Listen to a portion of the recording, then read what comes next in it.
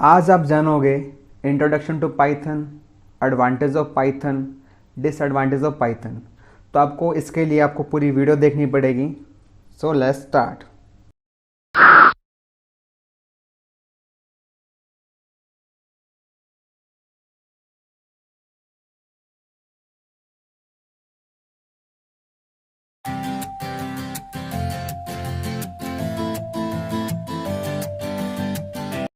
Hello students, welcome to my channel knowledge का कीड़ा।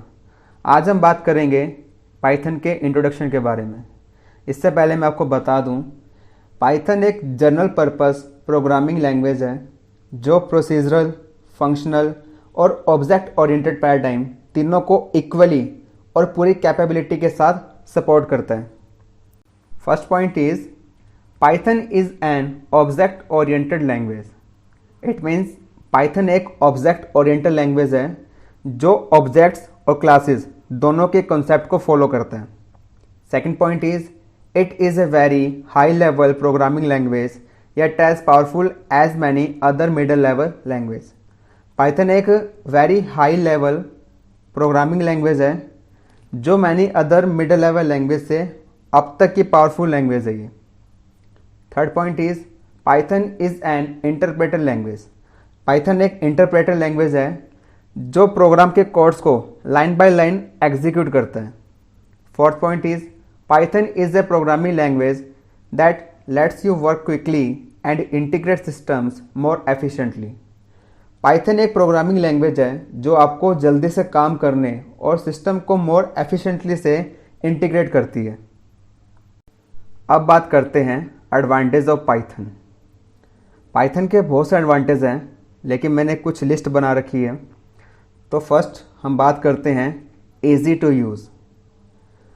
Python एक कॉम्पैक्ट लैंग्वेज है और पाइथन सीखना बहुत आसान है क्योंकि बहुत सिंपल सिंटैक्स रूल के साथ ऑब्जेक्ट ओरिएंटेड लैंग्वेज को आसानी से यूज़ कर सकते हैं। अदर लैंग्वेज लाइक सी, सी प्लस प्लस, जावा, इन सब लैंग्वेज के कंपैरिजन में पाइथन सीखना काफ़ी आसान होता है और इस लैंग्वेज के पाइथन सिंटैक्स कुछ ही समय में सीख सकते हैं। और पाइथन प्रोग्रामिंग लैंग्वेज एक यूज़र फ्रेंडली लैंग्वेज है। कोई भी नॉन प्रोग्रामर पाइथन लैंग्वेज को आसानी से सीख सकता है। Second point is expressive language. It means Python language other language से कोड के पर्पस को एक्सप्रेस करने में मोर कैपेबल है। जैसे पाइथन में प्रोग्रामर को काफ़ी कम कोड करना होता है। अगर हम अदर लैंग्वेज से पाइथन को कंपेयर करें तो जैसे अदर लैंग्वेज में एक प्रोग्राम बनाने के लिए आपको 1000 लाइन्स की नीड होगी, तो वही प्रोग्राम को पाइथन में 500 लाइन्स की नीड होगी। इसलिए यह एक्सप्रेसिव लैंग्वेज है। Third point is interpreter language. Python programming language एक इंटरप्रेटर लैंग्वेज है। इट मीन्स प्रोग्रामर को कोड लिखने के बाद इसे कंपाइल करने की कोई ज़रूरत नहीं होती क्योंकि इसका कोड पहले से इंटरप्रेटेड किया जाता है जिसमें program line by line execute होता है।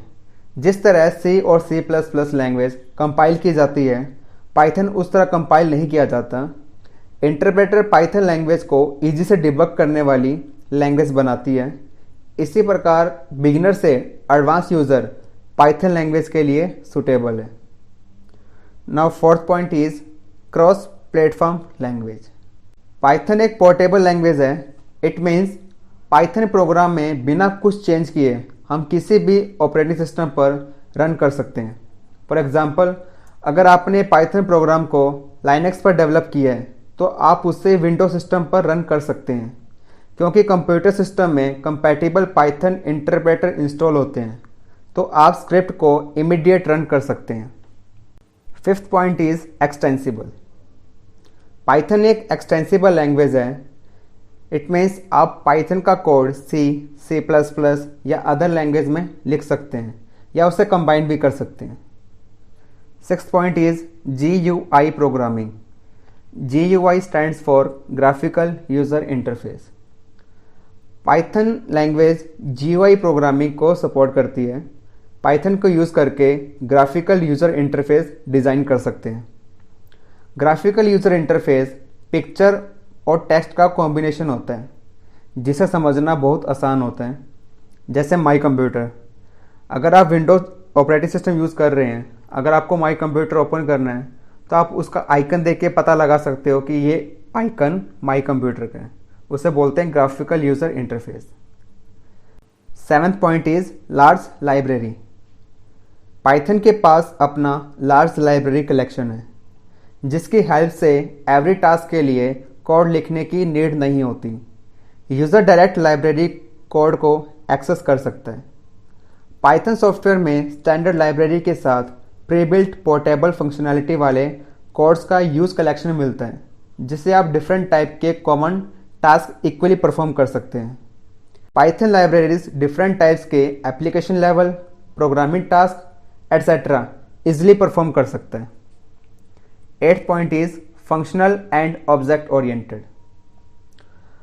पाइथन फंक्शनल लैंग्वेज भी है, जिसमें आप फंक्शन को यूज़ कर सकते हैं, और ऑब्जेक्ट ओरिएंटेड भी है, जिसमें ऑब्जेक्ट और क्लास के कॉन्सेप्ट को यूज़ कर सकते हैं। और पाइथन को स्क्रिप्टिंग लैंग्वेज की तरह भी यूज़ कर सकते हैं और प्रोग्रामिंग लैंग्वेज की तरह भी यूज़ कर सकते हैं। 9th point is free and open source. Python independent open source language है। इट मीन्स आप इसे www.python.org वेबसाइट पर जाकर फ्री में डाउनलोड कर सकते हैं। अगर आपको कोड में कुछ चेंज करना है, वो भी आप इंडिपेंडेंटली कर सकते हैं। और सिर्फ लैंग्वेज फ्री नहीं है, आपको इसके कंप्लीट प्रोग्रामिंग इंस्ट्रक्शन भी मिल जाएगी, वो भी ओपन सोर्स है। इट मीन्स फ्री है। Now last point is variety of applications. Python language का यूज़ आप मैनी फील्ड्स एप्लीकेशन में कर सकते हैं, लाइक स्क्रिप्टिंग के लिए, वेब एप्लीकेशन के लिए, गेम डेवलपमेंट के लिए, सिस्टम एडमिनिस्ट्रेशन के लिए, ग्राफिकल यूज़र इंटरफेस प्रोग्राम के लिए और डेटाबेस एप्लीकेशन के लिए। अब बात करते हैं डिसएडवांटेज ऑफ पाइथन। वैसे कोई भी प्रोग्रामिंग या स्क्रिप्टिंग लैंग्वेज परफेक्ट नहीं है, एंड पाइथन भी इनमें से एक है। वैसे पाइथन का मेन एक ही डिसएडवांटेज है, और वो है इसकी परफॉर्मेंस। यानी कि first point is not the fastest language.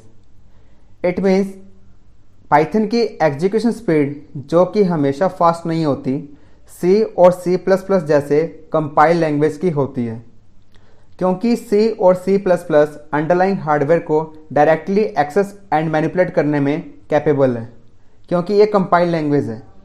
इसलिए इसके प्रोग्राम मशीन आर्किटेक्चर के according directly executable binary code में ट्रांसलेट हो जाते हैं, जो कि पाइथन अंडरलाइंग हार्डवेयर को डायरेक्टली एक्सेस नहीं कर सकता, क्योंकि जब भी पाइथन स्क्रिप्ट को रन करते हैं तो जावा और C# की तरह इंटरमीडिएट एग्जीक्यूटेबल बाइट कोड में ट्रांसलेट होता है, और इस बाइट कोड को Python interpreter through executable binary code में ट्रांसलेट करके एग्जीक्यूट किया जाता है। सो इसलिए पाइथन फास्टर लैंग्वेज नहीं है। Second point is not strong on type binding. It means Python के अंदर अगर मुझे किसी भी टाइप की वैल्यू को स्टोर करना है तो मुझे उसका टाइप नहीं देना पड़ता। अगर मैं अदर लैंग्वेज की बात करूं, अगर मैं C लैंग्वेज का यूज़ कर रहा हूं और वहां पे मुझे एक वैल्यू को स्टोर करना है, मान लो वैल्यू मेरे पास इंटीजर टाइप की है, अब मुझे क्या करना पड़ेगा, मुझे एक x वेरिएबल लेना पड़ेगा जिसका मुझे टाइप इंटीजर करना पड़ेगा। इट मीन्स अगर आप कोई भी वैल्यू को स्टोर करना चाहते हैं तो आपको अदर लैंग्वेज के अंदर उस वेरिएबल को उसका टाइप असाइन करना पड़ेगा, लेकिन ये काम पाइथन में नहीं होता। पाइथन के अंदर उसकी वैल्यू डिसाइड करती है कि कौन सा वेरिएबल किस टाइप का होगा। अगर मुझे पाइथन में इंटीजर वैल्यू स्टोर करनी है तो मुझे यहाँ पे इंट x नहीं लिखना पड़ेगा, मतलब मुझे x वेरिएबल को डिक्लेयर नहीं करना पड़ेगा। अगर इसमें मैं डायरेक्ट लिख दूंगा x = 10 तो ऑटोमेटिकली x का जो टाइप है वो इंटीजर हो जाएगा। इसकी एक डिसएडवांटेज भी है। अभी मैंने लिखा कि x = 10, मतलब भी x इंटीजर टाइप का है।